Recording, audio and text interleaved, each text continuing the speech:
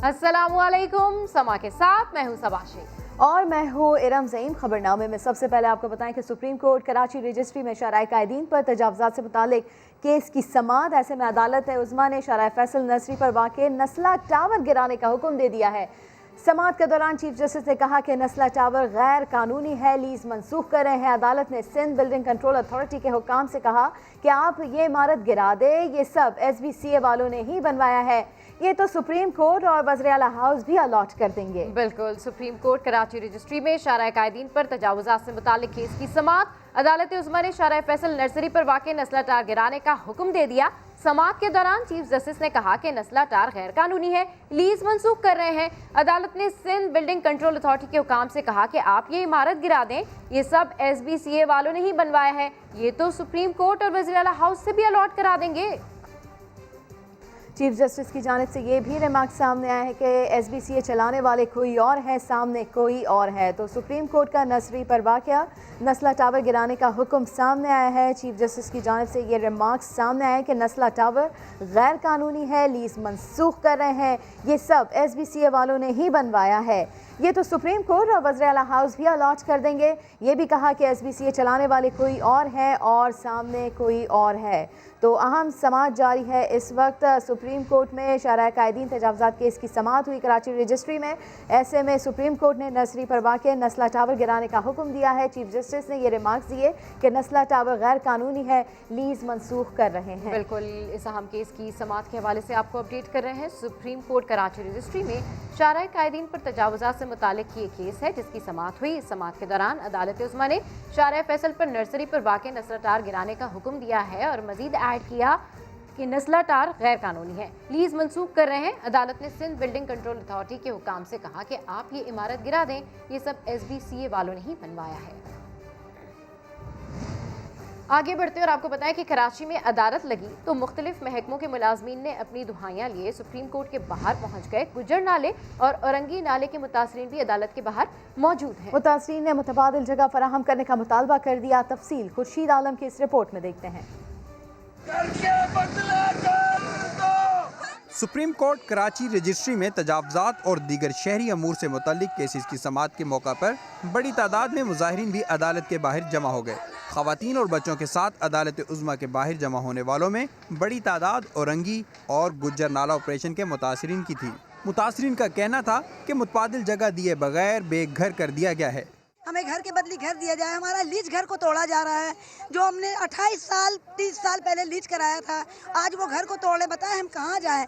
अपनी बेटी बहू को लेकर कहाँ निकले रोड पे? रमजान सामने करीब आ रहा है। हमारा घर तोड़ा गया, अचानक तोड़ा गया है, सारा सामान के साथ तोड़ा गया है।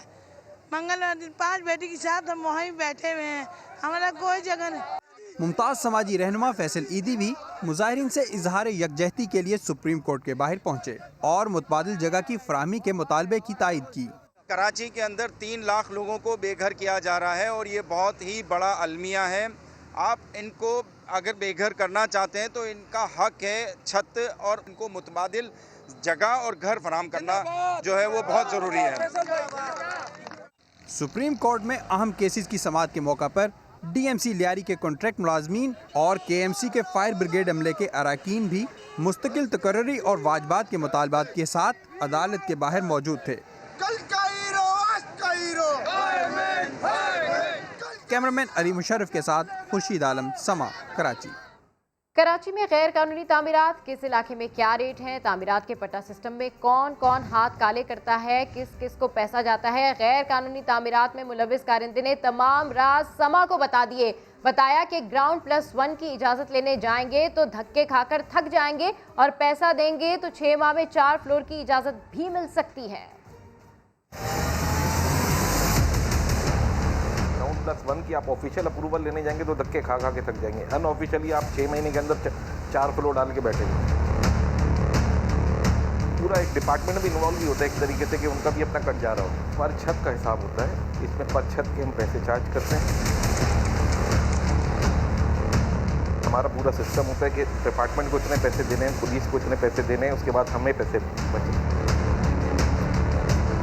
डीजी से लेके नीचे तक सबको डिस्ट्रीब्यूट होता है, मतलब कंसर्न जो वहाँ का डिपार्टमेंट होता है ना, शहर में हर जगह इस वक्त सिस्टम है, हर इलाके में मुख्तलिफ बंदा अपना सिस्टम लेके चला रहा है। इसमें करोड़ों रुपए मंथली वीकली मतलब डिस्ट्रीब्यूट होते हैं, जिसमें डिपार्टमेंट हो गया, पुलिस हो गई, पॉलिटिकल शख्सियात हो गई, ये सब इसमें इन्वॉल्व है। मैंने एमपी ने बीच में खबरें आई थी, शोर शराबा हुआ, तब सबसे ज़्यादा तामीरात उन्हीं के इलाकों में हो रही है। हर प्लॉट के ऊपर उनका अपना इतना कट टैक्स है जो उनको मिल जाता है, वो अब खामोश बैठे हैं। केमाड़ी, बिहारी, गुलिस्तान शहर में बहुत ज़्यादा काम हो रहा है करंट सिनारियो में। कराची एडमिनिस्ट्रेटिव सोसाइटी, वहाँ बहुत ज़्यादा काम हो रहा है, वहाँ चाइना कटिंग के और प्लॉट्स भी बने। चमकेट टाउन चले जाएंगे तो वहाँ आपसे 15 से 20 लाख रुपए, 20 लाख, 30 लाख, 40 लाख, 50 लाख रुपए के पैकेज। आगे बढ़ते हुए आपको बताएं कि वज़ीर आज़म इमरान खान ने इस्लामाबाद में फ्राश टाउन अपार्टमेंट्स का संगे बुनियाद रख दिया। तकरीब से खिताब में कहा, नया पाकिस्तान मंसूबे पर तेज़ी से काम जारी है। तामीराती सनद आज रिकॉर्ड पर पहुंच चुकी है। पिछले महीने FBR ने सबसे ज़्यादा टैक्स इकट्ठा किया। तामीराती सनद जैसे जैसे बढ़ती चली जाएगी, हम कर्जे उतारने के काबिल हो जाएंगे। टैक्स भी पाकिस्तान FBR ने सबसे ज़्यादा इकट्ठा किया। इसका मतलब कि बिजनेस एक्टिविटी हुई है तो टैक्स में इजाफा हुआ है। कई दफ़ा मेरे वज़ीरों को भी नहीं पता कि क्यों हमारे पास इतनी तंगी में हमने ये 2.5 साल गुजारे हैं, कि जो पिछली हुकूमत थी नून लीग, उनके पहले 2.5 साल में जो उन्होंने टोटल कर्ज़ों की किस्तें और सूद जो वापस किया था वो 20,000 अरब था। हमारे 2.5 सालों में हमने 35,000 अरब कर्जा और कर्ज़ों की किस्तें वापस की हैं। साबिक गवर्नर सिंध और नून लीग की रहनुमा मोहम्मद जुबैर ने कहा है कि इमरान खान कहते थे कि उनके पास मुआशी टीम है जो मईशत को नीचे से ऊपर लेकर जाएगी। 3 साल में 3 बार वजीर खजाना तब्दील किए गए। हमारा फाइनेंस मिनिस्टर कौन है पता नहीं। बोले बजट आने वाला है, IMF प्रोग्राम में जाना है, मईशत तबाहाल है। ये हुकूमत आई है, इमरान खान साहब पहले कहते थे कि मेरे पास तैयार है टीम, मईशत को हम यहाँ नीचे से ऊपर आसमान तक पहुँचा देंगे। 1 साल दे दे मुझे, 1 साल, पहले तो 90 दिन का, फिर 100 दिन का, फिर 1 साल का, फिर 2 साल का, अब 3 साल होने वाले हैं। 3 फाइनेंस मिनिस्टर्स, अभी 3 साल नहीं ख़त्म हुए। और तीसरा जो है हमाद अजहर, वो एडिशनल चार्ज है। शौकत तरीन साहब पिछले हफ्ते आपने देखा था टीवी पर आए और उन्होंने कहा कि उनको ऑफ़र हुई है। तो अभी हमें, जैसे हम बात कर रहे हैं, हमें ये नहीं पता कि हमारा फाइनेंस मिनिस्टर कौन है। और ये अप्रैल का महीना है, बजट आने वाला है, IMF प्रोग्राम में जाने वाले हैं, मईशत की बदहाली की इंतहा है और अभी हमें ये नहीं पता कि हमारा फाइनेंस मिनिस्टर कौन है। तेंदुआ कहाँ घुसाया बताएंगे कुछ ही देर में। सिंध को विफाक 3800 मेगावाट इजाफी बिजली देगा। मुश्तरका मफादात कौंसिल ने मंजूरी दे दी। 10 साल से पहले मरदमशुमारी कराने का भी फैसला हो गया। अब्बास शबीर रिपोर्ट करेंगे।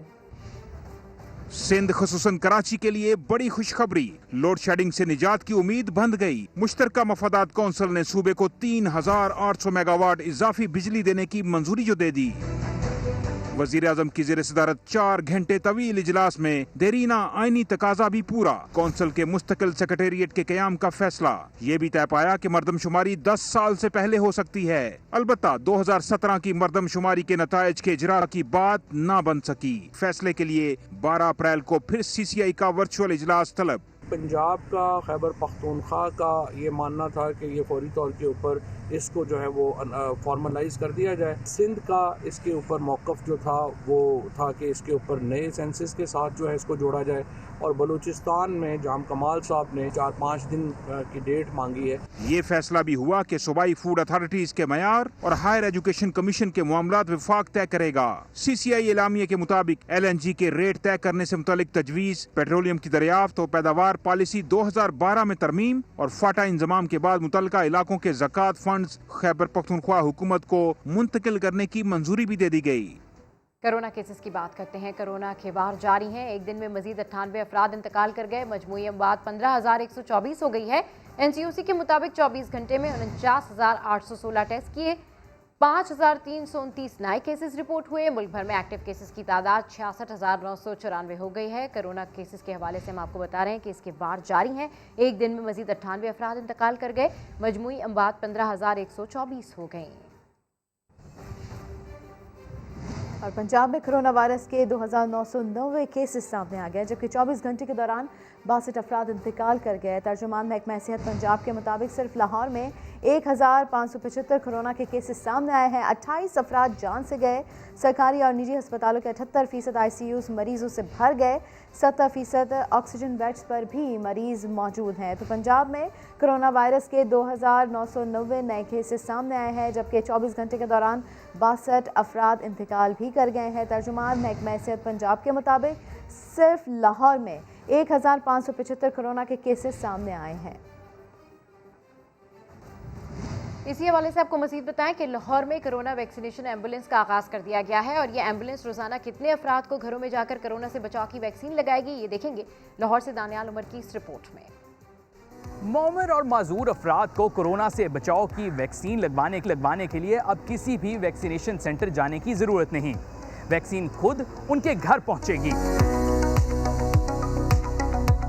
महकमा primary and secondary health care Punjab ने मौमर और माजूर अफराद के लिए ये सर्विस मुतारिफ कराई है।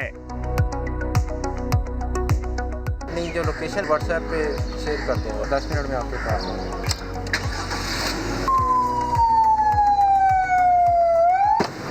जदीद आलात से लेस वैक्सीनेशन एम्बुलेंस की टीम इमरजेंसी से निपटने की महारत भी रखती है। वैक्सीन लगाने से पहले ब्लड प्रेशर, बुखार और शुगर चेक किया जाता है। एम्बुलेंस में डॉक्टर भी हर वक्त मौजूद रहता है। एक गाड़ी जो है ना मिनिमम 25 to 30 लोगों को वैक्सीनेट करती है। सेक्रेटरी सेहत सारा असलम के मुताबिक पंजाब में 6 एम्बुलेंसेस तैयार की गई हैं। लाहौर के लिए 3 को मुख्तस किया गया है। हमारी लाहौर की service full up and running है और इसमें तकरीबन 239 को होम वैक्सीनेशन हो चुकी है। इस सर्विस के जरिए चीन से खरीदी गई सिंगल डोज वैक्सीन कैंसाइनो लगाई जा रही है। हुक्काम के मुताबिक पंजाब में 80 साल से जायद उम्र के मौमर अफराद की तादाद 8 लाख है। कैमरामैन असहर इकबाल के साथ दानियाल उमर, समा, लाहौर। फैसलाबाद के सबसे बड़े सरकारी अस्पताल के ब्लड बैंक से खून की खरीदो फरोख्त का इंकशाफ हुआ है। पुलिस ने मुकदमा दर्ज करके एक मुलजिम को गिरफ्तार कर लिया है। बात कर लेते हैं यूसुफ चीमा से। यूसुफ, बताइए इस हवाले से मजीद क्या इंकशाफात हुए हैं? देखिए, बिल्कुल सबसे पहले पुलिस ने मुकदमा दर्ज करके एक मुलजिम आगा शहजाद नाम का एक मुलजिम जो गिरफ्तार किया है। उससे जब हमारी इस हवाले से बात हुई तो वो तफसीली बताता है कि हॉस्पिटल का अमला और उसके साथ साथ सिक्योरिटी गार्ड जो है वो सब इसके अंदर मुलव्वस होते हैं। डिफरेंट प्राइसेस के साथ वो लोग जो है वो ब्लड को फरोख्त करते हैं। जैसे कि पॉजिटिव की बोतल जो है वो 1000 रुपए की, इस तरह नेगेटिव ब्लड ग्रुप जो है वो 2000, प्लेटलेट्स, इस कलर सारे ब्लड की जो है इस तरह से खरीदो फरोख्त वहाँ पे की जाती है उन मरीजों को, उन लवाहिकीन को जो कि वहाँ पर इलाज के लिए आए होते हैं। तमाम पुलिस ने इसके अंदर अभी तक एक मुलजिम गिरफ्तार किया, जिसके अंदर इसके अलावा अस्पताल के अमले के भी कुछ लोग जो मुलव्वस पाए जा रहे हैं, उनके हवाले से अभी तहकीकात की जा रही है। ठीक है, बहुत शुक्रिया अपडेट किया आपने यूसुफ चीमा। खबर शामिल करते हैं एबटाबाद के इलाके बकोट से, जहां तेंदुआ रिहायशी आबादी में घुस आया है, माल मवेशियों को नुकसान पहुंचाया। मुकामी अफराद खौफ इराज का शिकार है। मजीद जानते हैं तफसीलात आतिफ कयूम से। आतिफ, लोग तो बड़ा खौफ का शिकार है, क्या कहना है यहाँ के मकीनों का? जी, यहाँ के मकीनों को यही कहना है कि कुछ दिन पहले भी यहाँ पे चीता दाखिल हुआ था, उसने हमला किया था और लोगों ने उसे मार दिया था। तो अब दूसरा एक और चीता जो है बकोट के ये एरिया है यहाँ पे दाखिल हुआ है और पिछले 2-3 रोज से दाखिल हो रहा है और मुकामी जो आबादी है उसके ऊपर भी हमला कर रहा है। इसी तरह कुछ जो जानवर है इनके जो आबादी से बाहर निकलते हैं तो उनके ऊपर हमला करके उनको भी उसने मारा है और आवाम में जो है ऐसा शदीद खौफ व हरास है। उनका यही कहना है कि महकमा जो जंगली हयात है चीते को पकड़ने के लिए जो है अपने कोशिश करे और ताकि कोई जानी नुकसान ना हो सके। ये बताता चलूँ कि इससे कबल भी मुख्तलिफ इलाकों में चीते वगैरह जो है वो देखे जाते रहे हैं। जी ठीक है, अपडेट करने के लिए शुक्रिया आतिफ। और अब खेल की बात करेंगे। पाकिस्तान ने जनूबी अफ्रीका के खिलाफ वनडे सीरीज जीत ली। तीसरे वनडे में 28 रन से कामयाबी मिली। Fakhar Zaman man of the series करार पाए। बाबर आजम को man of the match award मिला। शाहीन शाह अफरीदी और मोहम्मद नवाज ने 3-3 शिकार किए। वर्ल्ड कप सुपर लीग में पाकिस्तानी टीम 40 पॉइंट्स के साथ दूसरे नंबर पर आ गई है। कप्तान बाबर आजम कहते हैं जीत का क्रेडिट पूरी टीम को जाता है। जनूबी अफ्रीका जैसी टीम को हराने से एतमाद मिलता है। कोशिश होगी इसी एतमाद के साथ T20 सीरीज खेलें और जीतें। Welcome back. HEC के तमाम फैसले वजारत तालीम की मंजूरी से मशरूत होंगे। सदर ने हायर एजुकेशन कमीशन तरमीमी ऑर्डिनेंस की मंजूरी दे दी। ऑर्डिनेंस के तहत HEC की खुद मुख्तारी खत्म हो गई। बात कर लेते हैं समा की नुमाइंदा फरार रब्बानी से। फरार रब्बानी, मजीद क्या कुछ है इस ऑर्डिनेंस में? जी बिल्कुल ऐसा ही है। सदर आरिफ अलवी ने ऑर्डिनेंस की मंजूरी दे दी है। तरमीमी ऑर्डिनेंस 2021 के तहत अब तमाम फैसले एचईसी के मुशावरत से होंगे। एजुकेशन मिनिस्ट्री के अगर बात की जाए तैनातियों के हवाले से, तो वो भी फैसले यही होंगे। चेयरमैन एचईसी की तैनाती 2 साल के लिए होगी, जबकि मेंबरान की तैनाती 4 साल के लिए होगी।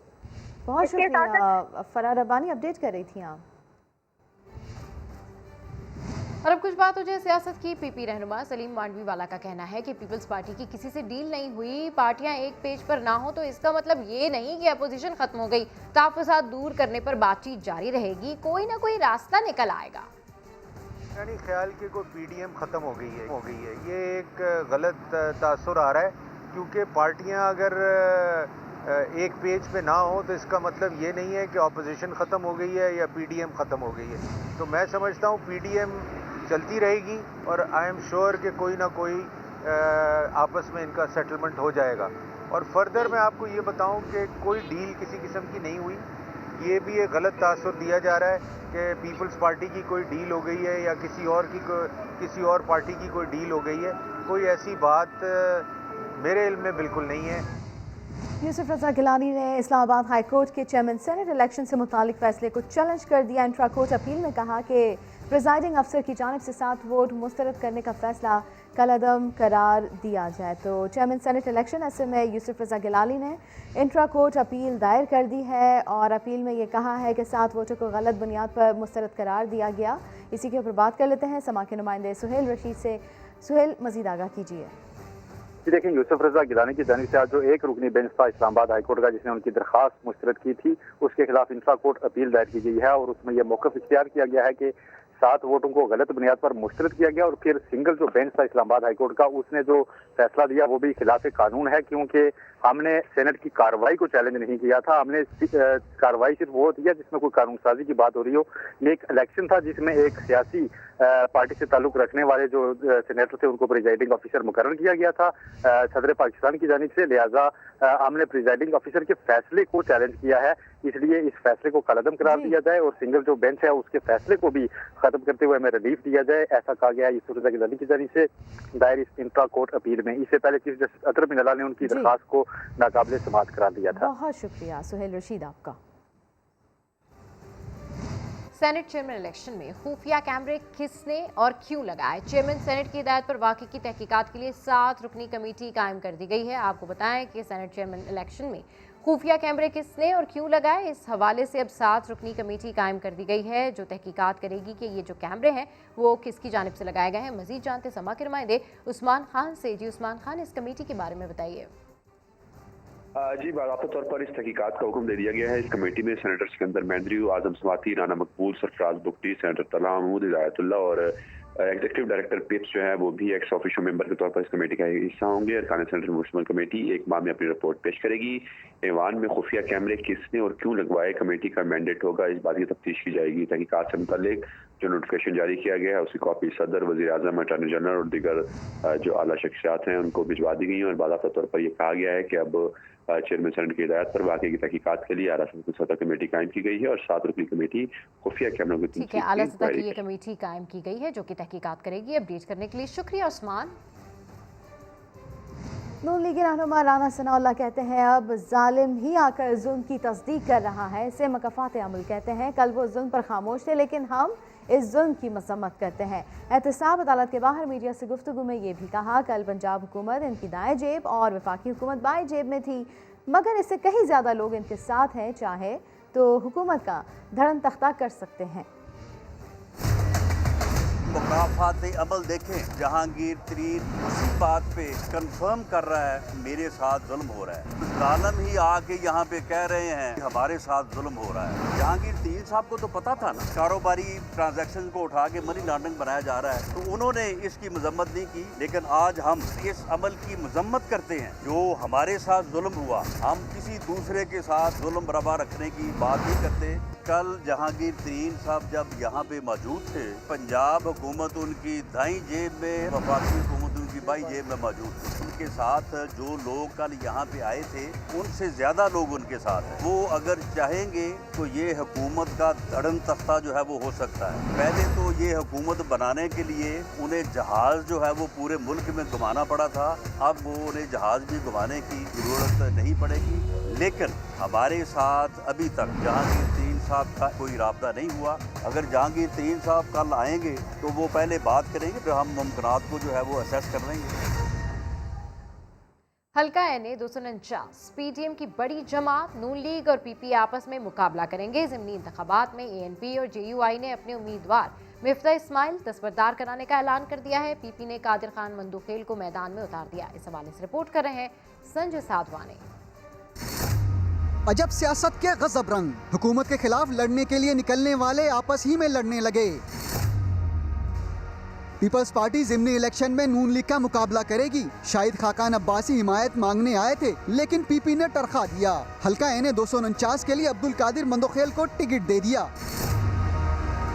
बिलावल भुट्टो ने उम्मीदवार से मुलाकात करके भरपूर इंतखाबी मुहिम की हिदायत भी कर दी। उधर गुज़िश्ता रोज नून लीग के रवैये से दिल बर्दाश्ता होकर PDM से अलहदा होने वाली जमात आज कराची में नून लीग की तहादी बन गई। लीगी उम्मीदवार मिफ्ता इस्माइल बाचा खान मरकज आए तो ANP ने भरपूर ताउन का ऐलान कर दिया। मुफ्ता साहब सिर्फ पाकिस्तान मुस्लिम लीग का नहीं बल्कि अवामी नेशनल पार्टी और पाकिस्तान मुस्लिम लीग नून का मुश्तरका उम्मीदवार होगा। JUI ने भी मौलाना फजलुर रहमान की हिदायत पर अपना उम्मीदवार मिफ्ता इस्माइल के हक में दस्तबरदार करवाया।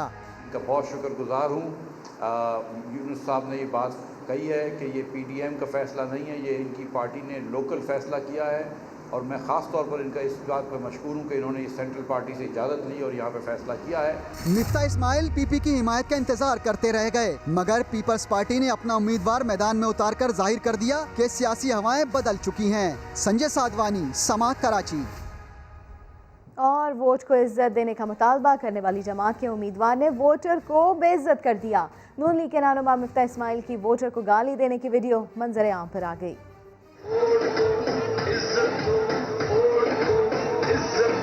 वाह, वोट को इज्जत दो मगर वोटर को।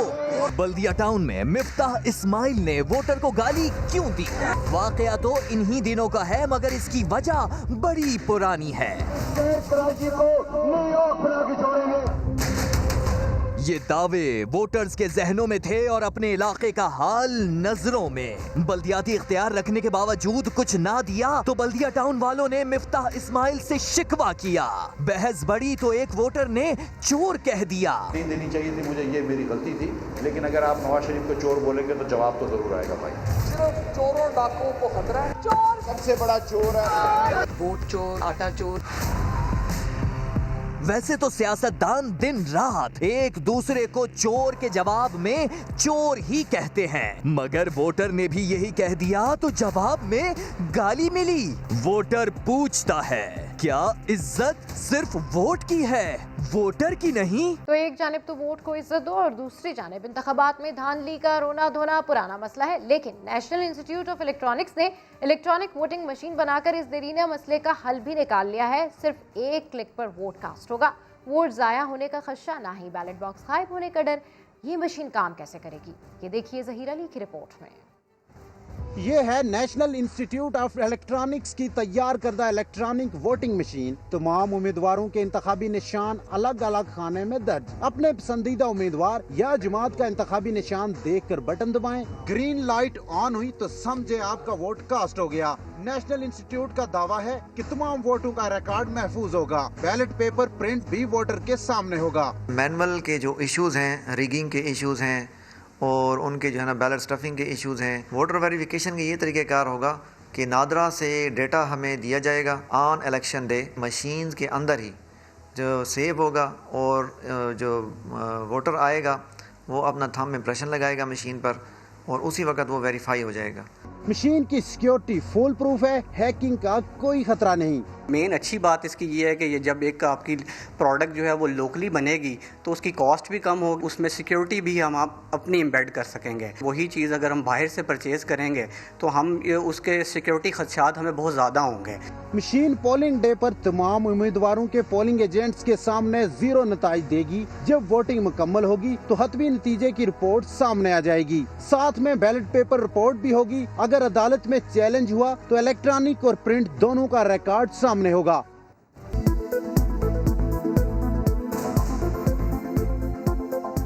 Welcome back. कराची में मजदूर का हाथ कलाई से कटकर जुदा हो गया था। माहिर डॉक्टर्स ने कामयाब ऑपरेशन करके हाथ जोड़ दिया। मुदस्सिर नज़ीर रिपोर्ट करेंगे।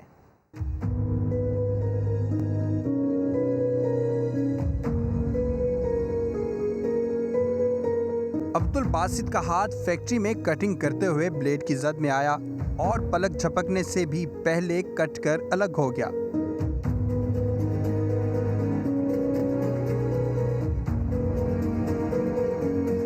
अब्दुल बासित की तकलीफ तो नाकाबिले बर्दाश्त थी ही, मगर हाथ से महरूम होने का दुख इससे कहीं ज्यादा था। खुशकिस्मती से अब्दुल बासित को इसके कटे हुए हाथ के साथ ही बर वक्त अस्पताल पहुंचा दिया गया। बासित 10 घंटे तवील ऑपरेशन के बाद ऑपरेशन थिएटर से बाहर आया तो उसका हाथ कलाई से जुड़ा हुआ था। हाथ आगे स्लिप हो आगे चला गया और कटर में आ गया, वो कट गया। मैं बहुत परेशान था। जब ये दोबारा लग गया ना, मैं बहुत खुश हूँ। अभी अल्लाह ने दोबारा ज़िंदगी मुझे दी है, हाथ मजदूर से बचाया। अभी अब्दुल बासित को उसका खोया हुआ हाथ लौटाने वाले डॉक्टर आकिल शाह का कहना है कि जिस्म से कटकर अलग होने वाले अज़ा को जोड़ना आसान नहीं। इस ऑपरेशन को मुकम्मल होने में 10 घंटे लगे। ये रेयर होती हैं और काफ़ी डिफ़िकल्ट हैं, और इसमें जो एक स्टेज प्रोसीजर होता है कि आप पहले हड्डियाँ फिक्स करते हो, फिर पट्टे जोड़ते हो, फिर नर्व्स जोड़ते हो, फिर नसों को जोड़ते हो। नसें 2 किस्म की होती हैं, एक तो खून लेकर आती हैं और एक खून लेकर जाती हैं। तो लेकर आने वाली और जो हैं वो लेकर वापस जाने वाली दिल की तरफ, वो दोनों को जोड़ना पड़ता है, नहीं तो कामयाबी के चांसेस बहुत कम हैं। डॉक्टरों का कहना है कि किसी हादसे में अज़ू कट जाने के बाद बर वक्त अस्पताल पहुंचाया जाना माजूरी से बचा सकता है। मैं लोगों से ये कहना चाहता हूं कि अगर हादसाती तौर पे आपका कोई भी बॉडी का पार्ट कट जाए तो आप उसको फेंकें नहीं। ज़्यादातर पार्ट्स अगर सही वक्त से आप ला सकें और उसको जोड़ना मुनासिब हो तो आजकल की टेक्नोलॉजी और एक्सपर्टीज़ ऐसी हैं कि हम उसको अच्छी तरीके से जोड़ सकते हैं। सिर्फ अब्दुल बासित ही नहीं, ट्रैफिक हादसे में नन्ही आयशा अपने बाजू से महरूम हो गई थी, मगर इस हादसे के बाद भी जख्मी बच्ची और कटे हुए बाजू को बर वक्त अस्पताल पहुंचाए जाने से आयशा माजूरी से बच गई।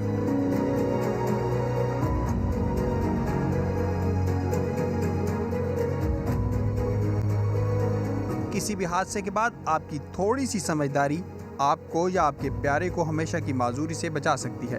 कैमरामैन फैसल आगाई के साथ मुदस्सिर नज़ीर, समा, कराची। और बुलेटिन के आखिर में आज बोले इस्लामाबाद में हमारे साथ मौजूद है फराश टाउन के रिहायशी जहांजेब महबूब। मकीनों को किन किन मसाइल का सामना है, जानते हैं।